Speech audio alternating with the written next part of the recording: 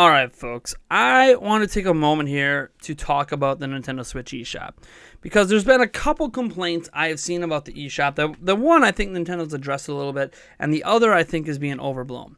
So the first one is that Nintendo makes it very hard to find content on the eShop. And I don't think that's entirely true because you could search, obviously.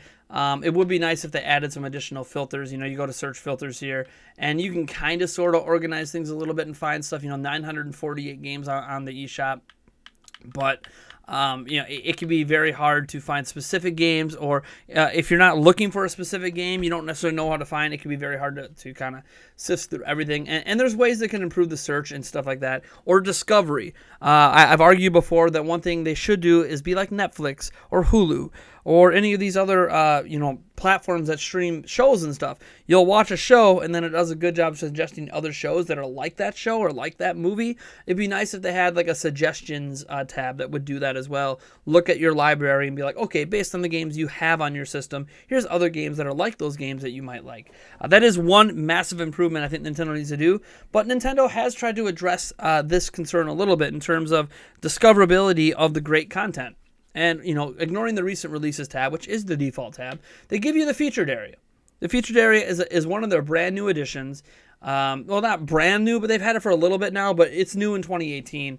Where they feature, what they feel is some of the best of the best stuff they got. Octopath, Xenoblade, Overcooked 2, Mario & Rabbids, Minecraft, Dead Cells, Go Vacation, Captain Toad, Monster Hunter, Pocket Rumble, Sushi Striker, Lumens, Crash, Bomb Chicken, Banner Saga, Mushroom, Limbo, Pode, Rumbo, Celeste, Yiv's 8, Dragon Quest Builders, Yoku's Island Express, Nightmare. Like, these games are all very, very good games. They might not be the best of the best for you personally, but they're very good games. And this, to me, is a great addition they've added. It is a start. I wish they would have, again, suggestions, but this is a very, very good start to them solving part of the issue. I think it needs to be better implemented, and there's a better way to do it, but at least they've included a way for you to find games that Nintendo thinks you should be aware of. Obviously, you have your great deals list. I think this is organized based on the sale and when that sale went up. So it can be kind of a crapshoot because you'll see a lot of people who make shovelware games, let's say, just throwing up sales to get their game listed over here to get attention to it. There's more sales than they can even show on the first page. So who's going to go and actually look through all the sales? I don't know. Maybe some of you guys might do that. I personally don't. But there's also a lot of good games in here, and it's another way to just find some more content that you might not see in other areas. But whatever. The great deals area, I think, is actually one of the primary concerns I have with shovelware. You get your best sellers. Obviously, this organizes out itself. The games that people actually want to buy and actually are enjoying rise up the list. Obviously, you're always going to see a lot of Nintendo games. You got the Mega Man games on there, Hollow Knight, Stardew. Still have Rocket League showing up in Sonic Mania. Frederick here. Hand of Fate 2. Pool Panic, which is a hilarious game. Even Vertical Strike makes the list. I mean, all really good games. And now they even let you sort it by download-only games, right? So you can go to download-only games and see a whole bunch of top-selling games that are not retail-based, right? So just another way to find even more high-quality games. So the eShop has ways to find very high-quality games that you might not have played or might not have heard of. Now, what I want to talk about here is the recent release list, though, because this is obviously where most of us browse games because it is the default tab. It opens up just like this, and these are all the games that have recently come out, and this is the way that people like to look at things, just like they do on Netflix and other services recently released. And the criticism that has come up is that when Nintendo announced that there will be 20 to 30 new games coming to the eShop every week, a lot of people said that's too much. The eShop is already currently bad. It doesn't curate itself good enough.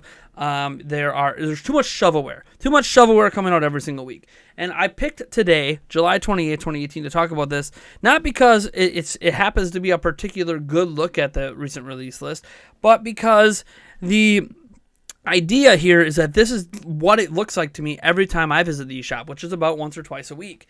And reality is that I don't think the eShop really has a shovelware issue in the recent releases. You're going to obviously see shovelware here and there, but I feel like we need to be careful about what we call shovelware, because I feel like a lot of people look at games they're not interested in and say, yeah, it's shovelware. Or they look at a game and be like, well, that game was on a mobile phone. That was on my iPhone. That was on my my Galaxy S8 Plus or 9 or whatever you guys are rocking, whatever phones you guys happen to own out there. Because it's on your phone, it's shovelware. It's free on my phone, but it costs on here. Sure, it's free on your phone, but like, what monetization methods is it using to cost you even more money than it probably costs on Switch that might have a more complete experience because they don't have all these things behind a paywall? But I mean, I digress. That's obviously a debate or a conversation for another time. But I just wanted to note that just because it's on a phone doesn't mean it's a bad game, doesn't make it shovelware, doesn't mean it doesn't have a home on Switch. I feel like it's a misnomer that people say, if I'm not interested in the game, it's an indie title, and it happens to also be on a mobile device. All three of those categories equal shovelware. So I do want to talk about one thing that I think gives you this impression, because I'm going through this list. Most of these games are going to be indie games, right? You're going to see occasional games like Go Vacation published by Nintendo. Obviously, Mega Man, you're not consider Mega Man Collections and Arcade Archives. Hiroki's really good. You see, I own that game. It's a really good game. A lot of these games are actually really good. These two shouldn't be on the US eShop. They're dating sims, and I'm not saying dating sims can't be on the eShop, but they didn't even translate them into English, so it's straight up Japanese, and I'm sorry, no.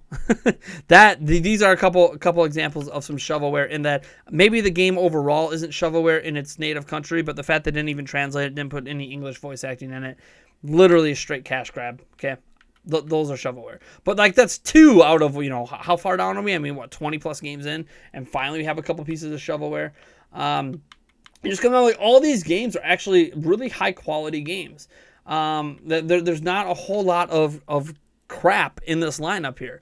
And I think that the impression the eShop doesn't have or is chock full of shovelware does come from the idea that there are some mobile phone games in here that combined with the fact that a majority of these games are indie titles. A vast majority of what you're seeing in recent released at all times is indie titles. I mean, let's count the titles that are not indie, ignoring, heck, even technically even the Neo Geo games and stuff like that are being ported by an independent studio. So let's just look at games that we would consider not to be indie, made by a well-known studio. So Octopath Traveler, Captain Toad, so that's 2.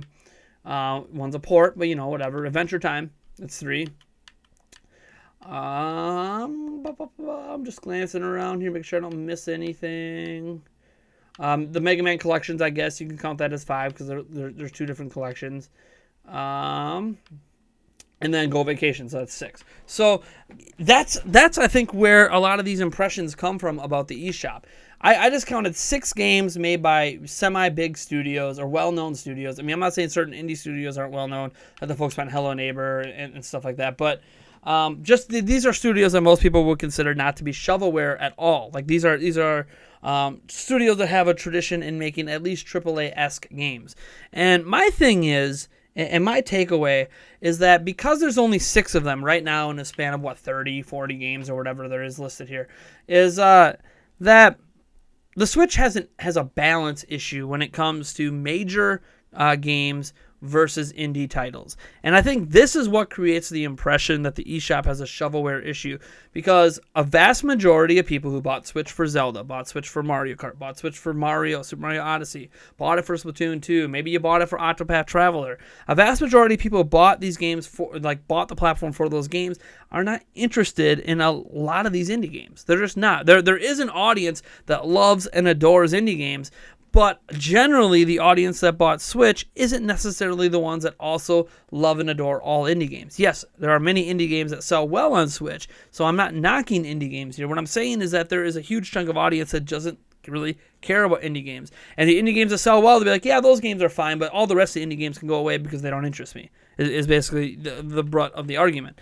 And I disagree. Most of the games listed here, based on, I looked all of them up on Metacritic, and another ranking site, and then if there were no reviews listed there, I just typed in the game name and review in Google and found out that a vast majority of these games are actually rated very, very well, and the people that played them actually really enjoyed them. So that tells me that I don't know that these are necessarily shovelware. Maybe some of them might be overpriced. I'm not sure. That's in the eye of the beholder, but I don't think that there's a shovelware issue on the shop. There's an issue with Nintendo having exclusive game releases. You can argue there's not enough of them, and on top of that, it has an issue with balancing out major third-party releases versus indie titles.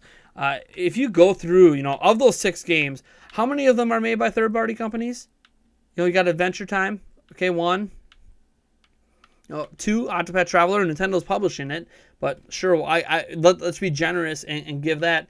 So you got 2, yeah, there you go. In the recent releases, we have 2 major games produced by third-party companies. There is a balance issue in the eShop, and unfortunately, the Switch has a balance issue overall. It's not just at the eShop. When you go to GameStop, when you go to your Walmarts or your local stores, Best Buy and stuff like that, to buy video games, glance at the games that are on the shelf for Switch, and you might notice that there's actually an imbalance of tons of indie games versus the Nintendo library and the AAA third-party industry library. And that's because the at-large third-party AA, AAA industry has not gone full in on Switch. I'm not saying there's no support. There's obviously support, and we've talked about those games many times. But those games are like a drop in the bucket compared to the full game support that PlayStation 4, Xbox One, and PC get. So it's very interesting to me to step back and look at this in a different light, in that I don't think the Switch actually has a shovelware problem. The Switch has an imbalance issue in general in terms of getting those major games in. When you go to the recent releases and you don't see anything you're interested in, it's probably because what you're looking for are games that aren't coming to Switch in the first place. And I know there's going to be some indie devs out there that might argue, yeah, well, my game is pushed off the recent release list, really fast and blah, blah, blah. But look at all the indie success stories on Switch that are happening even in the current market. It could just be you haven't marketed your game well enough. It's not enough in this day and age to just throw a game up on the Switch eShop and expect it to sell. You need to do marketing. You need to do targeted marketing. You need to talk to Nintendo. Get in that Nindy showcase. Get in those Nintendo Directs if you can. Try to find YouTubers like myself, like Hiroki. Hiroki's a fantastic indie game. I can vouch for it because they contacted me and allowed me to try out the game and feature it in some videos. And I featured, I think, in one video so far. I might put gameplay of it in another and let people know what that game is, because it's a very fun game and it deserves more attention. And that's how you get out there. There's so many indie games that just come out where they're so focused on making a great product. They're focused on, getting it out there, getting rid of the bugs, and then they get it out there, but they forget about the marketing. That's one of the big things with indie studios and independent creators of video games, is they sometimes forget that marketing is almost as important as making a good game. Because if you don't get good marketing for the game, people aren't going to know what it is. Like, you can release it on the eShop, but if no one's heard of it, it could be the best game ever. But if no one's heard of it, no one's going to buy it. So it's one of those things that the Switch's issue isn't so much the shovelware. Yes, it has shovelware. All platforms have shovelware. It is an issue with support. So where do I want to end this video? I want to end this by saying that I think it's a misnomer to say the eShop has a shovelware issue. I think it's a misnomer to get mad at Nintendo about 20 to 30 titles a week. And I'm not going to defend Nintendo here and talk about how, curation and blah, blah, blah, because Nintendo's trying to curate. They're trying to curate. A lot of these titles are all high quality, and then they're also giving you, the featured and the coming soon, and they're really trying to curate and get the best content out to you they can. But my issue is this idea that the Switch's problem in the eShop has to do with shovelware. Again, being on a mobile phone does not make it shovelware. I know a lot of people are going to disagree with me on that, and that's fine. I don't know why. I think the monetization methods of many mobile phone games have turned a lot of people off from the idea of a mobile phone game being good, but there are many good mobile phone games. Not saying I play a lot of them, but they are there. I've seen them. I've tried a lot of them out. But my mind wrapping around this whole subject is just... We need a better balance of games on Switch, just in general. If we're not going to get full AAA third-party support, then we need the AA kind of games to step up. We need more Octopath Travelers.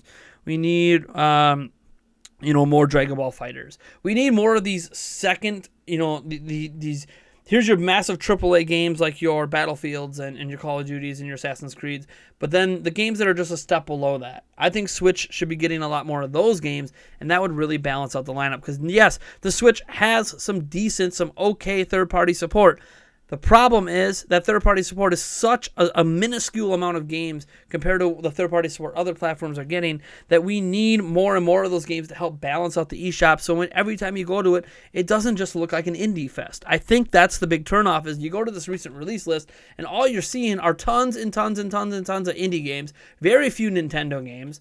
Most of the time, because Nintendo's one company, they alone just can't bring you a big new release every week. So, you're not going to see Nintendo games on this list all the time, or most of the time, to be honest, and you're not seeing any big third-party games in here most of the time. So we need a bigger balance in terms of, yes, allow all these indie games, but also get some other AA and Nintendo releases out there that kind of balance it all out. I feel like if the eShop recent release list on a weekly basis or a monthly basis even was balanced between indie titles and other, B tier, arguably AAA in some cases, like a Hellblade, Senua's Sacrifice or something, I feel like people would feel a lot differently about the eShop's issues. But right now, the eShop itself, I don't think is the issue.